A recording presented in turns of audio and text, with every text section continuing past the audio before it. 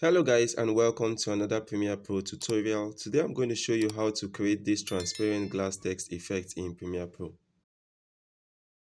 Now the first thing you need to do is to select this clip, right click and select next over here to next it and hit OK. Next thing you need to do is to select your text tool over here and type in your text. I'm going to write transparent and I'm going to extend it to the duration of my video clip. Now I'm going to move over to my essential graphics over here. Select edit and I'm going to properly align my text. Now drag your text layer to your video layer 3. Now you need to duplicate your video track number 1. So I'm going to select this track 1, hold on to my Alt key and drag it above to duplicate it.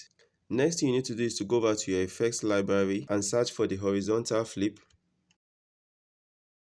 And drag this horizontal flip onto your duplicated nested clip over here. Again, go over to your effects library and search for the track mate key. Drag this once more to the same layer. Move over to your effects control and select your duplicated nested clip once more.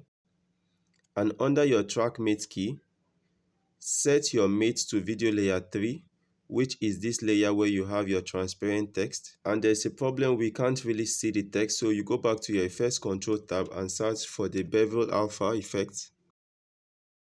Select this effect and drag it onto the same duplicated nested clip, and as you can see, the text is beginning to appear better. Now move down and set your intensity to 1% and set your thickness to 5. You can set your light angle to whatever suits your video. I'm going to set mine to -30. Now for a moment, you are going to toggle off your duplicated nested clip over here so that you can properly see this text to animate it.